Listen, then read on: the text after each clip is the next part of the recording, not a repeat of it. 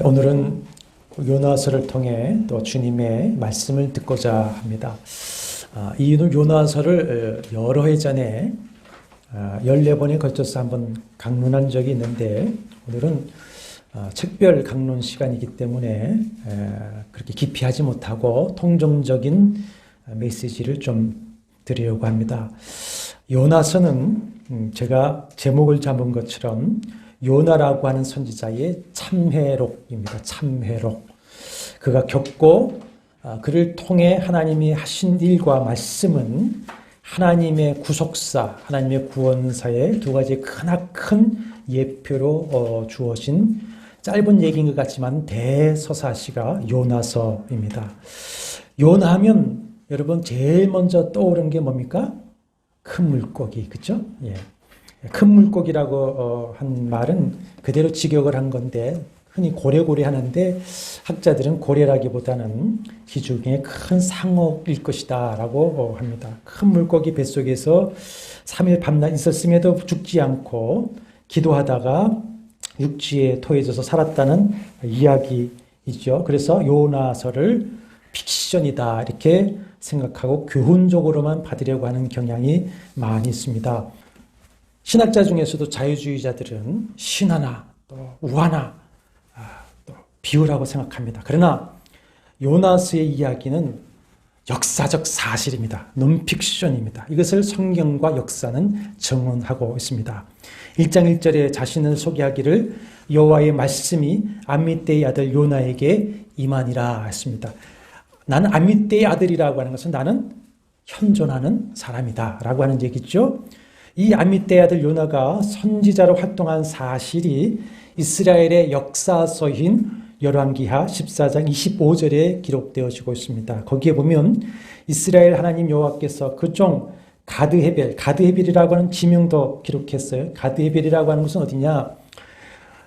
갈릴리 바다 서남벽 나사렛 북쪽 약 5km 거리에 있는 지방인데 거기 암미떼라고 하는 사람의 아들 선지자 요나의 말씀을 통하여 하신 것과 같이 여로보암이 이스라엘 영토를 회복하되 하맛 어귀에서부터 아라바 바다까지 하였다 그렇습니다.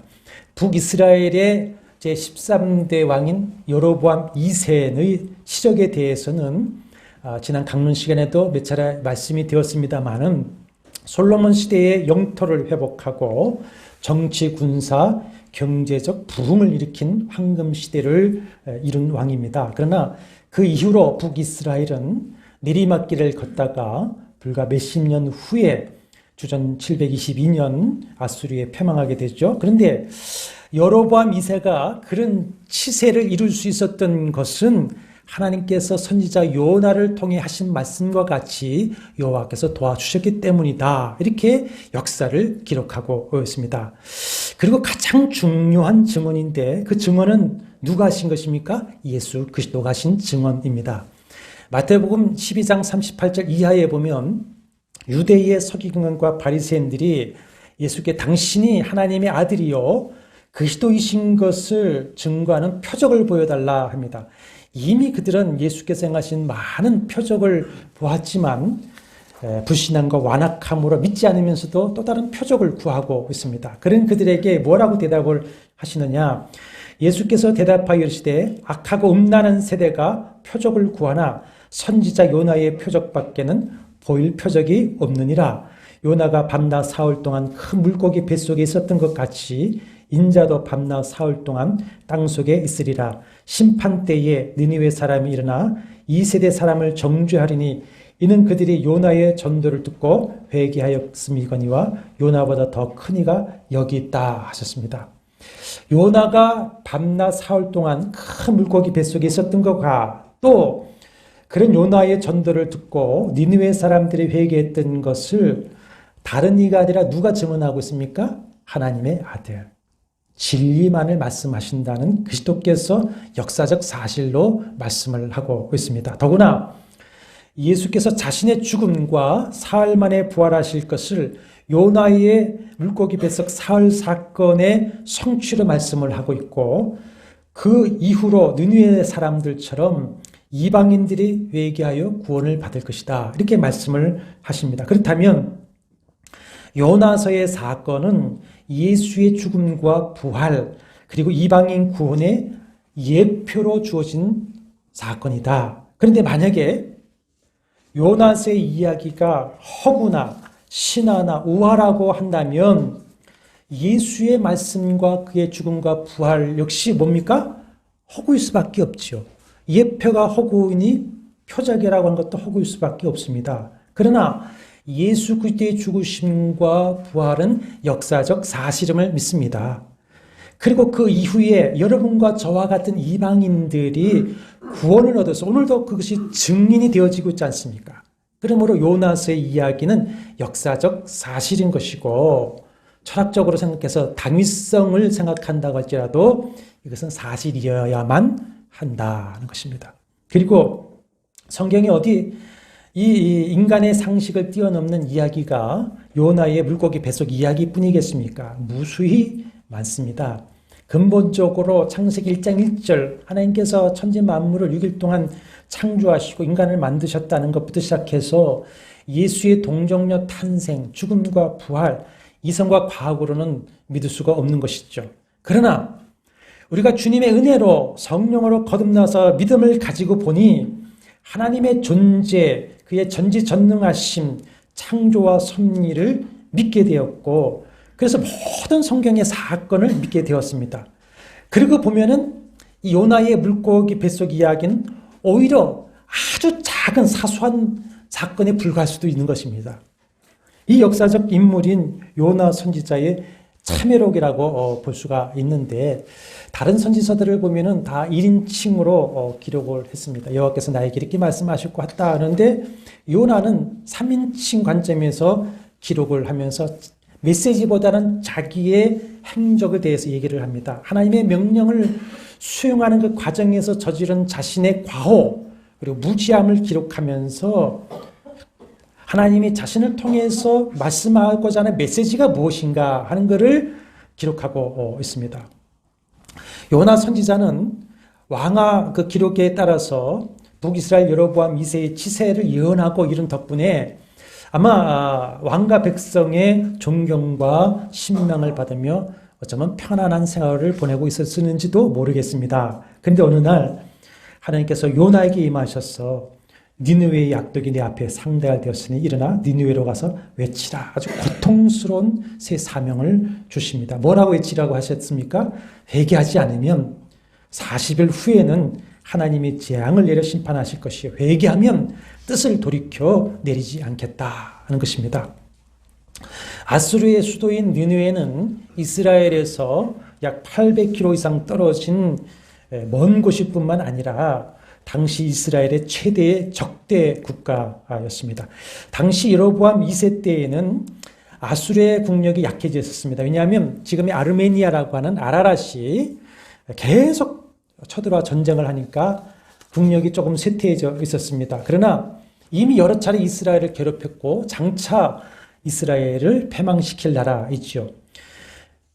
아수르는 세계 최초의 대제국이고 강력한 아수르의 군대에는 그 잔인함이 유명합니다. 성경과 역사에 기록되어 있죠. 정복하면서 저지른 그 잔악한 죄악성을 이루 말할 수가 없습니다. 피정복지의 백성들을 아주 여러 가지 잔혹한 방법으로 살육을 했습니다. 공부하다 보니까 아주 그들의 잔인함의 한 예에 재미있는 것이 있었습니다. 그들은 자신들의 쾌락을 즐길 때 어떻게까지 즐겼냐면 죄수의 배를 갈라서 얼른 그 속에 산 고양이를 집어넣고 재빠르게 봉합니다. 그는 뱃속에서 고양이가 살아나오려고 막 발버둥 치는 것을 보고 즐거워했다. 그렇게 잔인한 민족 있죠. 나훔서는 이제 다음 나훔서는 이런 아수르에 대한 심판을 예언하는 내용인데 3장 1절에 보면 니느웨를 가리켜서 피의 성이다, 피로 세운 성이다 하면서 그들의 잔인한 죄성을 열거하고 있습니다. 그 잔인한 죄악상이 하나님께 상달되었습니다. 북이스라엘도 여러 차례 침략을 당하며 말할 수 없는 고통을 당했습니다. 근데 하나님께서 그 니느웨에게 가서 그 죄를 지적하고 하나님의 심판과 회개를 외치라는 사명을 주신 것이죠. 이 하나님의 명령에 요나가 어떻게 반응을 합니까? 3절입니다. 그러나 요나가 여호와의 얼굴을 피하려고 일어나 다시스로 도망하려 하여 욥바로 내려갔더니 그랬습니다. 하나님이 말씀하시지만 뭐라고 시작합니까? 그러나. 항상 이 그러나가 문제예요. 그러나. 긍정하는 것 같다가 그러나 하다가 부정해버리죠. 요나가 지중해를 가로질러 당시 세상 끝이라고 여기는 다시스, 스페인의 다시스로 도망가면 정말 여호와의 얼굴을 피할 수 있다고 생각을 했을까요? 요나가 1장 9절에 보면 이방인 선원들에게 바다와 육지를 지으신 하늘의 하나님 여호와라고 여호와를 소개하는 것과 2장에 큰 물고기 뱃속 저 깊은 바다, 자기가 소리라고 표현한 그 깊은 곳에서 기도하는 것을 볼 때에 그는 여호와는 무소부재하시고 전지전능하신 하나님인 것을 알고 믿었습니다. 그 무엇으로부터 도망하려고 했던 겁니까? 사명으로부터 도망을 하려고 했던 것이죠. 요나의 이름의 뜻은 비둘기입니다. 비둘기 하면 노아의 방주 때부터 뭡니까? 하나님의 구원의 소식을 물고 온 메신저이죠. 온유와 겸손의 상징. 요나 선지자는 이전까지는 하나님 앞에 그야말로 요나이었을 것입니다. 그러던 요나가 다시스로 도망하면서까지 하나님의 명령에 불순종하려는 이유가 무엇이겠습니까? 이것이 중요한 메시지가 됩니다. 하나는 느니웨가 구원받는 것이 싫었습니다. 제가 어렸을 때에 부름바라나 스님은 어디든지 가오리다. 눈물로 밤새 부르면서도 이렇게 기도합니다. 하나님, 근데요, 다 가겠는데 일본만은 안 됩니다. 그렇습니다. 일본만은 난 못 갑니다. 보내지 마십시오. 그랬습니다. 그만큼 어렸을 때부터 저는 반일 감정이 아주 굉장했습니다. 이런 마음일 거예요. 요나는 하나님께서 지금 니느웨에 회개의 기회를 주시는 것임을 알고 있습니다. 요나가 물에 던져져 죽을 수밖에 없는 자신을 큰 물고기를 통해 살려주시니까 그 하나님의 은혜에 감사하고 이제 소원을 하죠.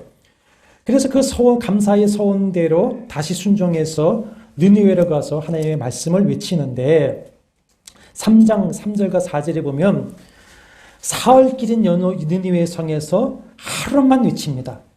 그것도 회개하면 은혜로우시고 자비로우시고 노하기를 더디하시며 인자가 크사 뜻을 돌이켜 재앙을 내리지 아니하시는 것이라는 하나님의 그 말씀은 쏙 빼버리고 40일 지나면 니느웨가 무너질 것이다. 요 말만 외치고 다닙니다. 그렇게 외치고는 니느웨 성이 내려다 보이는 언덕에 초막을 짓고는 어떤 재앙이 임하여 니느웨가 망하나 기다립니다. 그러나 니느웨 왕과 백성이 다 금식하며 하나님께 부르짖으며 회개하자 하나님께서 뜻을 돌이켜 재앙을 내리지 않으십니다. 그러자 4장 1절과 2절을 보면 요나가 하나님께 화를 내면서 고국에서 내게 사명 주실 때에 이미 하나님께서 그렇게 하실 것이라고 말씀하셨기 때문에 내가 그것이 싫어서 내가 다시스로 빨리 도망을 갔던 것입니다. 이렇게 화를 내며 하나님께 항변을 합니다. 이렇게 잔인한 백성들, 더구나 자기 민족, 자기 가족을 고통스럽게 하는 이 악인들이 구원 얻는 것이 싫어서 불순종하려 했던 것이죠. 또 하나는 자신의 아내를 위해서 불순종한 것입니다. 다윗은 나단 선지자가 자신의 죄를 지적하고 꾸짖고 회개를 촉구할 때 어떻게 합니까? 감사하며 회개했습니다. 자기 죄를 지적하는 것을 선하게 여겨서 감사하며 회개하는 사람이 과연 몇 사람이나 되겠습니까? 잘 믿는다고 하는 성도들 역시 제가 목회를 해오면서 겪는 많은 일들입니다. 정말 사랑해서 그가 하나님 앞에 바로 서고 잘 되는 마음을 가지고 권면하고 경계를 해도 그것을 아멘으로 받고 감사하면서 자기의 죄를 인정하고 회개하는 교회는 극히 적습니다. 극히 적습니다. 감정으로 대하고 나중에 스스로 깨달을 때까지 적대시합니다. 원수 노릇하고 가시 노릇합니다. 더구나 니느웨 사람들은 아주 잔혹한 사람들이기 때문에 그들의 죄를 면전에서 지적하고 하나님 심판을 외친다면 무슨 봉변을 당하고 죽음을 당할지 모르는 일입니다.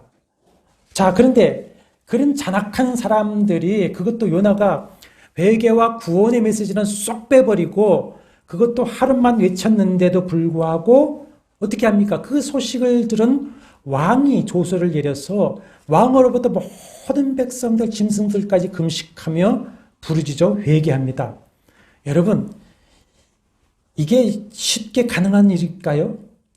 봉건시대 대제국의 폭군 왕이 3장 6절 말씀처럼 보좌에서 일어나 왕복을 벗고 굵은 베옷을 입고 제위에 앉아 회개했다고 하는 것은 어쩌면 요나가 물고기 뱃속에서 사흘 만에 죽지 않고 살아나온 사건보다 더 큰 기적입니다. 이거는 더 큰 기적이죠. 우리가 우리의 죄를 진정으로 인정하고 회개하고 주님을 믿는다고 하는 것은요, 기적입니다. 재창조의 기적입니다. 성령 하나님께서 재창조와 같은 그 권능으로 역사하신 은혜가 아니면 될 수도 없는 것이고 할 수도 없는 것이 우리가 회개하고 예수를 믿는 것입니다. 근데 그 포악한 니느웨 왕과 백성들이 회개를 하고 있어요. 근데 그 당시에 이런 일들이 먼저 있었습니다. 공부 시간에도 말씀을 했지만 요나가 니느웨 성에 가서 외치기 전에 니느웨에 큰 재앙이 3번이 있었어요. 전국에 큰 전염병이 2번이나 있었습니다. 그리고 완전 일식, 온 땅이 칠흑같이 어둠에 쌓였습니다. 고대에는 이런 현상을 어떻게 여깁니까? 불길한 징조고 신의 진노를 여겨 다 두려워하게 되어 있죠. 그런 상황인데 요나가 여호와라고 하는 절대자 신의 이름으로 경고를 하니까 아무리 포악했던 사람일지라도 즉각 왕으로부터 모든 백성들에게서 회개 운동이 일어날 수밖에 없었다는 것입니다. 하나님이 섭리하신 것입니다. 그리고 아수르 역사 중 유일하게 이 무렵에 일시적이나마 유일신을 섬기는 종교적 경향이 있었다. 이렇게 기록되어지고 있습니다. 요나가 땅끝 다시스로 도망하면서까지 불순종하려는 셋째 이유는 뭐냐? 요나는 니느웨가 망하는 것이 하나님의 공의에 맞다라고 생각을 하는 것입니다. 분명히 하나님은 공의의 하나님이십니다. 요나에게도 말씀하시기를 니느웨의 악독이 내 앞에 상달되었다 하셨습니다. 그러면 소돔과 고모라에게 하셨던 것 같이 하나님의 불로 심판을 하시든지 다른 재앙으로 치시든지 또 다른 국가를 통해서 니느웨를 무너뜨리시든지 하시면 되지 않겠습니까? 그러면서도 그들이 회개하면 뜻을 돌이켜 재앙을 거두시겠다고 하시니 요나가 하나님의 명령을 거부하고 불순종하게 됩니다. 그러면 불순종하고 다시스로 도망하는 요나를 대풍으로 막으시고 바다에 던진 그를 큰 물고기를 통해 구원하시면서까지 니느웨로 보내신 이유가 무엇입니까? 요나를 파송하신 것은 니느웨를 살려주시겠다고 하는 뜻인데 그러면 왜 악독이 상달되었다고 하시면서도 그들을 살려주시겠다고 하시는 것인가 하는 것입니다. 아주 제일 중요한 이유고 요나서를 통해서 하시는 중심 메시지입니다. 그것은 뭐냐? 이방인의 구원을 보여주시는 것입니다. 이방인의 구원. 하나님이 이스라엘만을 사랑하시고 관심을 가지시는 것이 아니라 창조하신 모든 민족과 사람을 사랑하시고 그에게 일반 은총을 오늘도 베풀어 주십니다. 뿐만 아니라 디모데전서 2장 4절에 보면 하나님은 모든 사람이 구원을 받으며 진리를 아는 데 이르기를 원하신다고 말씀을 하셨어요. 그런데 구약시대의 유대인들에게 있어서 여호와의 구원은 누구에게만 있는 것입니까? 선민인 자신들에게만 있는 은혜였습니다. 자신들만이 여호와의 백성이고 자신에게만 여호와의 구원이 있고 자신에게만 여호와의 은혜가 있는 것이지 이방인들은 뭡니까? 짐승과 같이 다 멸망의 대상이었습니다. 요나 역시 이런 편합한 선민의식을 가지고 있었을 뿐만 아니라 한 사람의 애국 시민으로서 이방인이요 자기 민족 가족을 괴롭히는 악독한 니느웨의 구원에 동의할 수가 없는 것이지요. 이것은 요나 한 사람의 생각이 아니라 모든 이스라엘에게 고착된 사고였습니다. 이 지독히 잘못된 배타적인 선민의식을 하나님이 깨닫게 하시고 그 선민의식을 혁파시키는 겁니다. 깨트리시는 것이죠. 그리고 하나님의 구원의 계획은 모든 민족에게 있는 것이라는 것을 알게 하시는 사건이었습니다. 강론의 서두에서 요나가 겪고 그를 통해 하나님이 하신 일과 말씀은 하나님의 구원사의 크가지 두 가지 예표라고 그랬습니다. 하나는 요나가 3일 밤낮 큰 물고기 뱃속에서 수월에까지 내려갔다가 살아온 것. 자, 수월이라는 표현을 썼어요. 음부. 그것이 뭡니까? 예수 그리스도께서 4일 밤낮 무덤에 내려가셨다가 사망 권세를 이기고 부활하신 것이 뭐라고 했습니까? 예표, 표적이라 했습니다. 두 번째, 본래 하나님의 구원의 계획이 뭐냐? 아브라함의 혈통적 후손인 이스라엘 민족에게만 있는 것이 아닙니다. 하나님께서 아브라함을 택하고 부르실 그때부터 복을 주신 것이 그겁니다. 우리가 맨날 아브라함 뭐냐 하는데 창세기 12장 3절 우리가 다시 기억해 보십시오.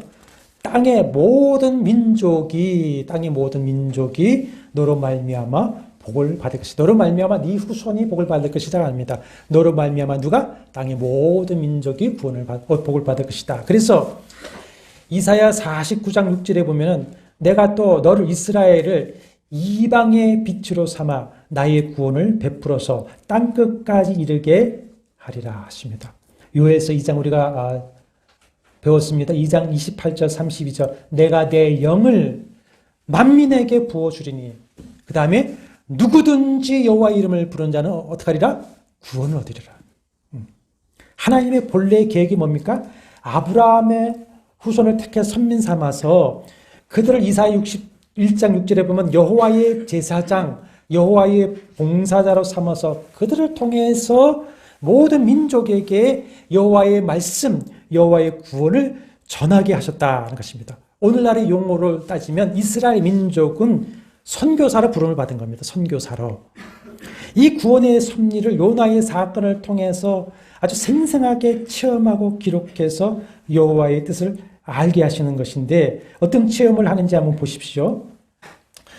요나가 다시스로 도망가는 배를 탔는데 큰 바람, 신약에는 유라굴라라고 하는 광풍으로 표현이 됐죠. 만나 배가 파선될 위에 빠졌을 때에 배 밑층에 내려가 잠든 요나를 발견해서 깨워서 그가 여호와를 피하여 도망가는 죄 때문인 것을 알게 됩니다. 요나의 요구대로 그를 바다에 던지지 않고 힘써 노를 저어서 육지로 가려고 하지만 바다가 점점 흉흉해져서 능히 하지 못합니다. 그래서 1장 17절 보십시오.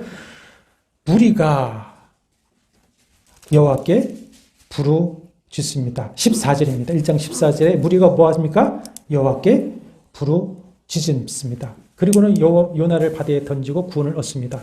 2장에 가면은 큰 물고기가 요나를 삼키자 그 물고기 뱃속에서 요나가 2장 2절에 보면 뭐합니까? 부르짖습니다. 그래서 구원을 얻습니다. 3장에서는 이방인 니느웨 왕과 모든 백성이 금식하며 3장 8절에 보면 힘써 하나님께 부르짖었더니 하나님의 뜻을 돌이키사 재앙을 내리지 아니하십니다. 자, 뭐가 이루어지는 겁니까? 누구든지 여호와의 이름을 부르는 자는 뭐하리라? 구원을 얻을 것이다. 그리고 니느웨의 회개를 보시고 뜻을 돌이켜 재앙을 내리지 아니하신 여호와께 이제 내 생명을 거두십시오. 내가 사는 것보다 죽는 것이 더 낫습니다. 여호와께 성을 내면서도 혹시 니느웨가 재앙으로 망하길 바라며 초망을 짓고 기다리는 요나를 하나님이 자상하게 교훈하십니다. 야단치시기보다는 교훈하시는데 4장 6절과 8절에 보면은 박넝쿨을 예비하사 햇빛을 가려주셨다가 다음 날에는 벌레를 예비하사 표현을 그렇게 하고 있습니다. 박넝쿨을 예비하셨다. 그 다음에 벌레를 예비하사 박넝쿨을 갉아먹게 하고 그 다음에 뜨거운 동풍을 예비하여서 요나의 머리에 내리 쪼이게 합니다. 그러자 박넝쿨 때문에 성령은 요나에게 뭐라고 말씀을 하시냐. 마지막 4장 10절과 11절입니다. 여호와께서 이르시되 내가 수고도 아니하였고 재배도 아니하였고 하룻밤에 났다가 하룻밤에 말라버린 이 박넝쿨을 아꼈거든 하물며 이 큰 성읍 니느웨에는 좌우를 분별하지 못하는 자가 12만 명이여 가축도 많이 있나니 내가 어찌 아끼지 아니하겠느냐 하시면서 여호와는 모든 민족 모든 사람 동식물에게까지 관심과 은혜를 베푸시는 여호와이심을 말씀하고 있습니다. 거기에 보면 좌우를 분별하지 못하는 자 12만 명 했는데 보통 이것을 유화로 보고 니느웨 인구가 60만 명이다 이러는데 저는 그렇게 보지를 않습니다. 좌우를 분별하지 못하는 자라고 하는 것은 옳고 그름을 가릴 줄 모르는 사람들입니다. 옳고 그름을 가릴 줄 못한 사람. 그것이 더 의미가 좋다고 생각합니다. 우리는 어떤 대상에게 또는 어떤 대상들에게 그들은 마땅히 하나님의 공의 심판을 받아 마땅해 할지 모르지만, 그러나 주님은 십자가에서 자기를 죽이는 자들을 향해서 뭐라고 기도하십니까? 아버지, 저들을 사하여 주옵소서. 자기들이 하는 것을 알지 못하면, 좌우를 분별하지 못하는 자들을 위해서 기도하고 계십니다. 여호와 하나님은 요나를 통해서 이스라엘에게 이방인 선교사로서의 사명을 지금 주지시키고 있는 것이죠. 요나의 표적 예표를 성취하신 예수 그리스도께서 제자들에게 유언적 명령으로 하신 말씀이, 너희는 가서 모든 민족을 제자로 삼아라. 오직 성령이 너에게 임하시면 너희가 권능을 받아 예루살렘과 사마리아, 유대와 사마리아 어디까지? 땅끝까지 이르러 내 증인이 되리라. 이 땅끝이 그때는 어디로 생각했습니까? 다시스. 그래서 바울은 기어코 다시스로 갔다 온 겁니다. 땅끝까지 갔다 온 겁니다. 그리고 그 약속의 말씀대로 성령을 부어주셨는데, 베드로는 성령 받은 그 은혜에 대해서 뭐라고 하냐면, 하나님의 말씀하시기를 말세 내가 내 영을 모든 육체에 부어주리니 누구든지 주의 이름을 부른 자는 구원을 받으리라고 한 요엘서의 말씀이 이루어졌다라고 얘기를 하고 있습니다. 그러므로 예수 그리스도를 믿고 성령 세례를 받은 신약의 우리 모든 성도는 바로 누가 되어야 됩니까? 요나가 되어야 됩니다. 요나. 내가 바로 요나가 되어야 하는 겁니다. 요나. 베드로전서 2장 9절과 10절의 성도를 가리켜서 너희는 택하신 족속이요 왕같은 제사장들이요 거룩한 나라여 그의 소유된 백성이니, 이는 그 이유는 뭐냐? 너희를 어두운 데서 불러내어 그의 기이한 빛에 들어가 계신 이의 아름다운 덕을 선포하게 하려 하심이라. 이것을 위해서 하나님의 너희가 긍휼을 받아서 하나님의 백성이 되었다. 뭐 되기 위해서? 하나님의 왕같은 제사장, 거룩한 나라, 그의 기이한 빛을 이방에 전파하기 위함이다. 예수 그리스도의 복음을 땅끝까지 전하는 사명자로 부르셨다는 것입니다.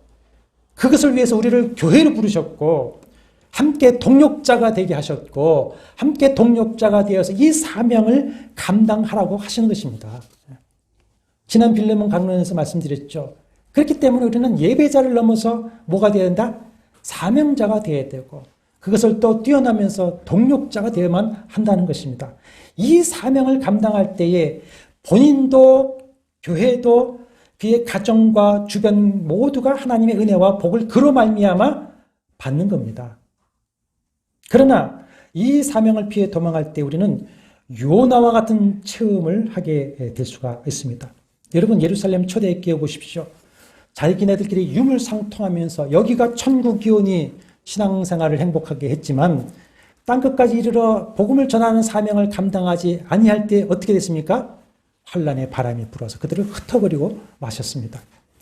요나가 여호와의 얼굴을 피하려고 한 것은 뭐에 불순종하는 겁니까? 사명에 불순종하는 사명. 사명에 불순종하려는 자는 여호와의 얼굴을 피하려고 합니다. 피하려고. 죄 있는 자들은 얼굴을 못 보죠. 눈을 못 쳐다봅니다. 그러나 민수기 6장 24절 26절 제사장 축도에 보면 여호와는 그의 얼굴을 내게 비추사 그랬어요.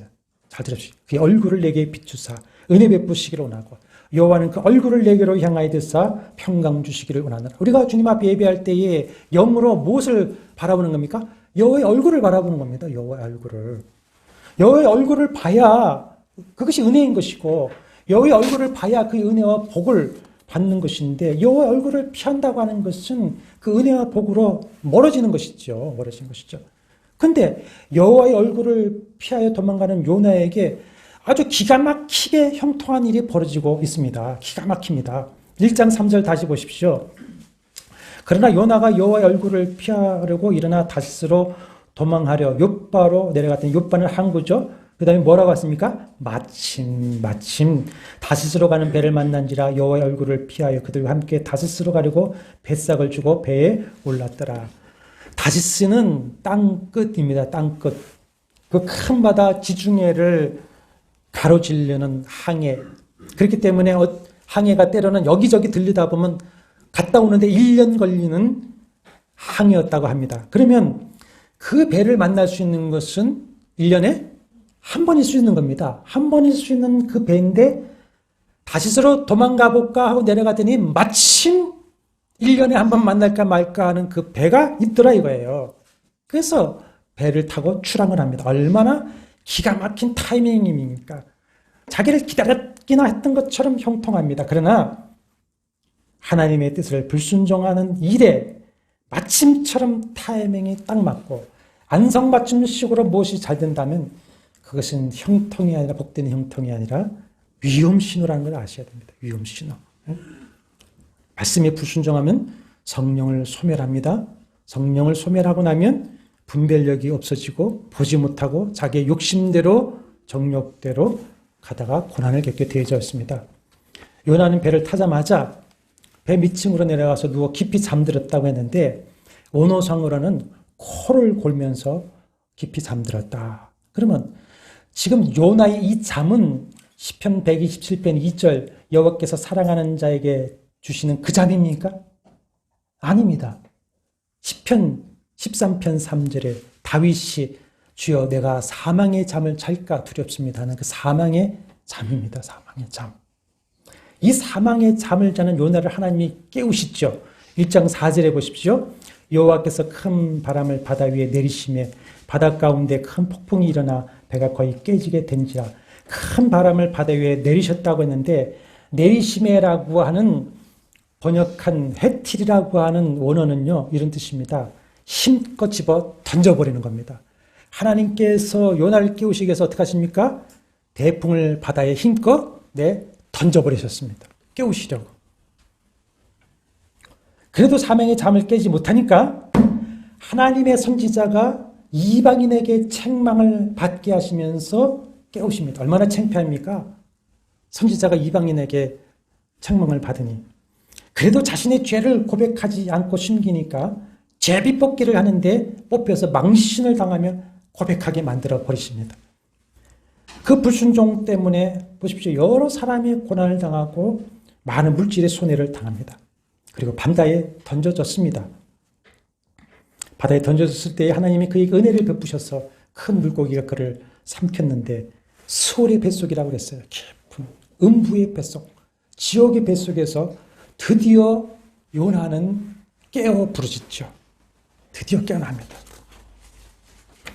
하나님께서 요나를 깨우시고 그를 사명의 길로 인도하시고 그를 통해서 하나님의 뜻을 기억고 이루시고자 어떻게 하십니까? 큰 바람을 바다에 던져버리시고 큰 물고기를 예비하시고 박농굴도 예비하시고 또 벌레도 예비하시고 또 뭡니까? 동풍도 예비하십니다.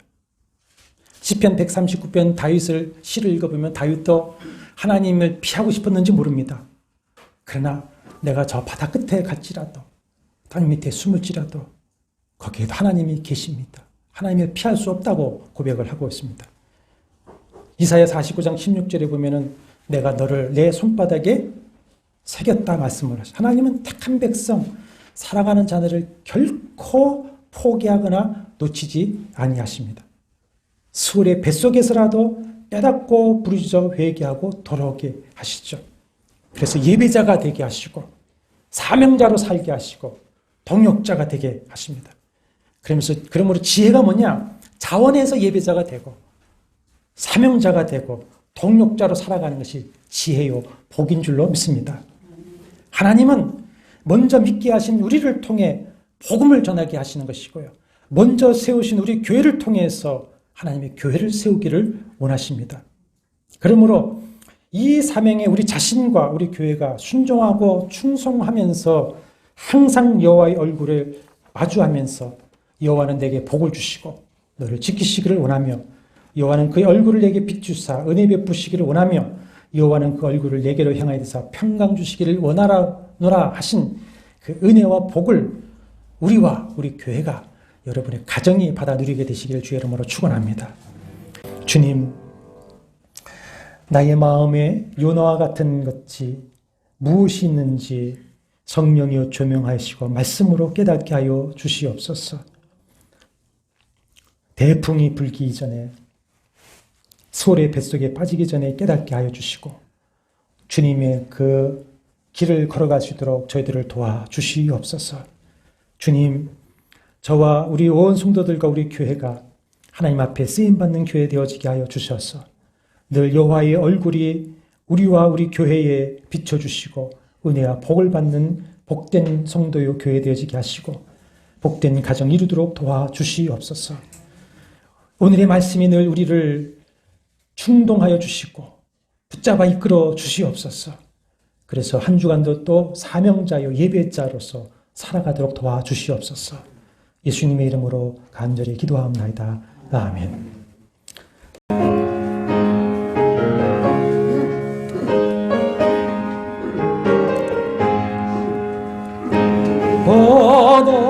낯선 이 몸 어디든지 가오리다.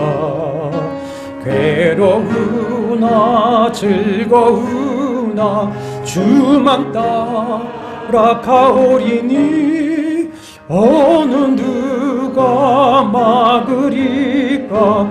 죽음이 늘 막으리까. 어느 누가 막으리까. 죽음이 늘 막으리까. 악을 골짝 빈들에도 복음 들고 가오리다. 소돔 같은 거리에도 사랑 안고 찾아가서 종의 몸에 지닌 것도 아낌없이 드리리라. 종의 몸에 지닌 것도 아낌없이 드리리라. 존귀 영광 모든 권세 주님 홀로 받으소서.